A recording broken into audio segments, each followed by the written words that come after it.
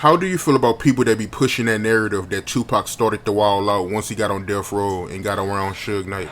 I don't think he changed. Look, when I met Pac, I remember him. I met him in, I would say, 93, 94, if I'm not mistaken. And he was crazy. You know what I mean? This was before death row. He had, what I mean crazy is that not, he had a wild side in him. You know what I mean? It's not like he went to death row and just started acting to pretend who he wasn't.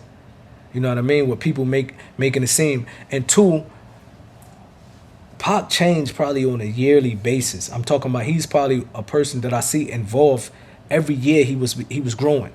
You know what I mean? And you got to realize, man, if you get shot, you get set up, you get shot. Somebody break into your wife's house with a key and take jewelry. Like, who's not going to change when you go through these things? He was only 24, 25 years old, just got out of prison because a girl lied and said he raped her. Like, this will make a person change or break or destroy them. You know what I mean? So he changed as far as that. But when you hear people say he wasn't this, he wasn't that, I don't think Pac ever once said he was a gangster, first of all. You know what I mean?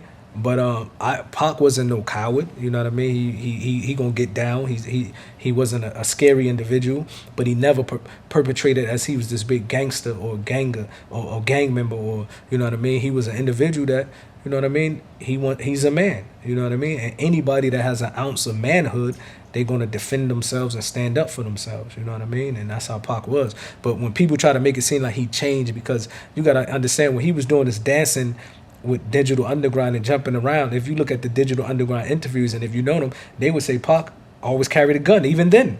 He just having a good time. He 19, 20 years old, but he always had that in him where he come into these concerts, he might put on these dancing clothes and weird stuff, but once he take it off, he put on a gun, he go back to the hood. You know what I mean? But that's him, because he that's how he had to enjoy this stuff. Speaking of Tupac having a gun, I forgot where I got this story from, but I remember you telling the story before about how when you met Tupac, or maybe a little after you met Tupac, him having two Glocks on him. Yes. He stayed with two Glocks. He stayed with I remember when I first went to Atlanta, he used to walk around. I think we was on our way to the studio with Too Short, and he used to walk around with like cash, you know, in his pockets. Big, you know, notes and stuff like that. So, and he used to always keep two Glocks on him. Every time he leave out the house, he'd take these two Glocks. And one time he came back we was in the gas station, and he went into the store, and then he came back out, and he was like, I ordered gas, and I took all my cash out and put it on put it on the counter. And I seen some dudes who was around me like they was about to do something, and I also took out the gun, like something crazy. Like, Pac was crazy with this stuff, bro. You know what I mean?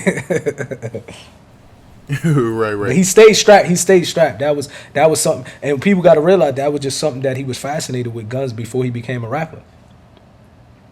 You know, he was into that. Right, yeah. So Tupac was already like that before Death Row. So, of course. For anything, when he came to Death Row, it's probably the only time in my life that I seen him not strapped up, because he had cases and he had the security. You know what I mean? But he would always make sure that one of us had something on us. You know what I mean? And people have to understand how to differentiate between, as I mentioned, like, because people might even say to me, you're a Muslim, why are you talking about guns? And you got to understand, first of all, a gun is not haram in my religion, you know, and not even as in Islam, it's allowed for us to protect ourselves and protect our family. And keeping a gun legally, I still call for that. I think it's only right that a man should always be able to protect himself. So I think people might get it confused when they say, well, why did Tupac have a gun? No, he had a gun for protection. You understand? So we clarify that he was a man, and I think every man will protect themselves and their family. You know what I mean?